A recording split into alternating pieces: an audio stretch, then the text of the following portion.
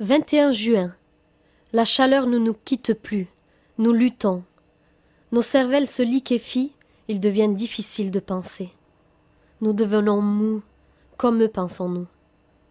Leur allure nonchalante nous exaspérait par moments et nous voilà condamnés à adopter la même. Condamnés à réduire toute activité physique pour économiser un peu d'énergie. La sieste est impérative. Je pense aux nomades sous leur tente. Comment font-ils? Couverts des pieds à la tête pour se préserver de la chaleur. Le monde à l'envers. Qui de ces hommes du désert et de nos éminents médecins sait le mieux comment se protéger du soleil? Du coup, nous sommes admiratifs du dynamisme d'Hamza. Agile grimpeur, infatigable marcheur, toujours prêt à rendre service, même pendant l'heure de la sieste. Là-haut sur le chantier, le travail avance avec ses hauts et ses bas.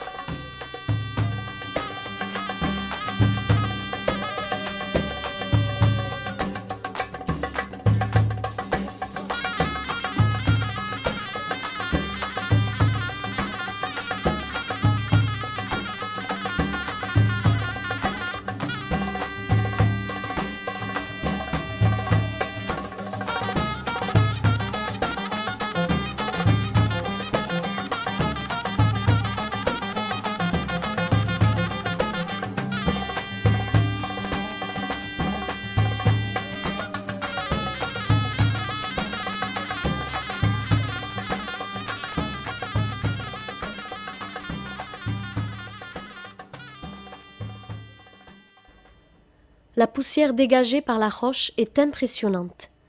Impossible de respirer dans cet enfer soleil-poussière et malgré le courage d'Hamza, ce n'est pas son masque d'infirmier qui le soulage. Il ne se plaint pas. Les deux hommes se rapprochent chaque jour un peu plus de leur création. Ils en parlent comme d'une naissance commune. La cadence se fait au rythme du gonfleur qui, une fois de plus, ne fonctionne plus. Un coup de téléphone nous précipite sous la douche. Il faut nous rendre séance tenante sur Oujda, où nous attend un comité délégué d'État, le secrétaire d'État aux affaires culturelles, qui se déplace pour voir l'exposition. Nous avons attendu 2 heures avant que la délégation n'arrive, et c'est au pas de course que Régis se lance dans la rétrospective de son travail.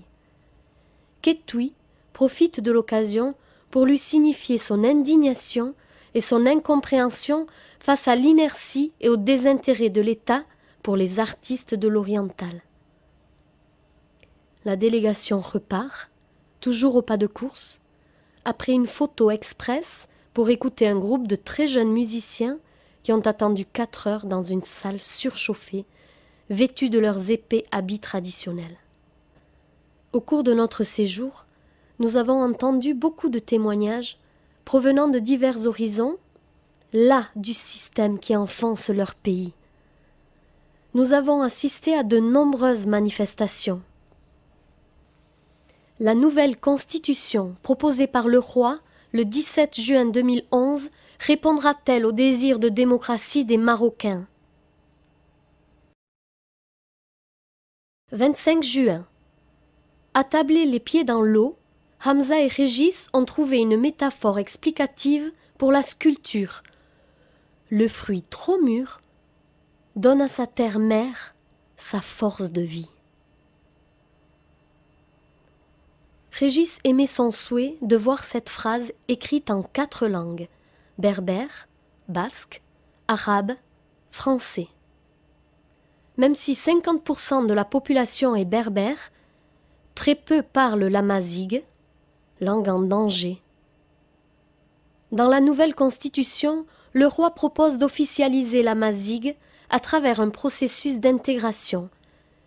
École et domaine prioritaire de la vie publique. 27 juin. Hamza annonce notre départ du confortable gîte qui sera loué aux touristes immigrés. L'idée de quitter ces lieux où nous avions nos petits repères nous inquiète. Hamza, comme beaucoup de familles, vit avec sa femme, ses enfants, son frère et sa famille, ainsi que la grand-mère. Comment allons-nous vivre cette cohabitation, et d'ailleurs où allons-nous dormir? Tout est prévu. Le couple nous laisse leur chambre, alors qu'eux-mêmes dormiront par terre sur des tapis matelassés.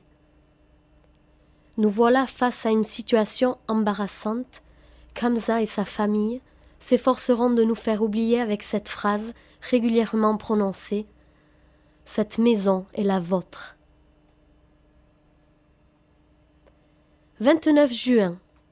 Je me retrouve seule avec les femmes de la maison. La communication n'est pas simple. Quelle drôle de femme je dois leur sembler, maman européenne, avec mes tenues, mes cheveux au vent et ma cigarette à la bouche. Quelle impression ont-elles de ce que je leur envoie? Bien des pensées remplissent mes journées. Me voilà dans une conjoncture nouvelle où il me faudra apprendre à décrypter les codes, attendre discrètement que l'apprivoisement se fasse. Chaque jour apportera son petit miracle, son incompréhension aussi. La lessive dans la bassine, comme au temps des lavoirs, est l'occasion de rencontres et d'échanges. Cette activité nous rapproche, comme vont nous rapprocher la douleur du décès, la souffrance de la maladie.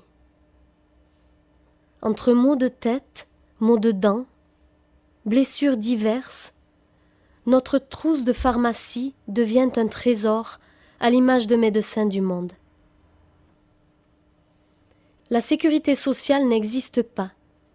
Les mutuelles trop chères, alors ils n'ont pas le choix que de supporter la douleur. Régis revient en rogne du chantier. Tout juste acheté, et voilà qu'une pièce du gonfleur dégoise. Encore un voyage sur Oujda. La chaleur finit par épuiser sa patience. Les allers-retours sur le chantier représentent à eux seuls un parcours insolite. Quoi qu'il en soit, le travail prend forme.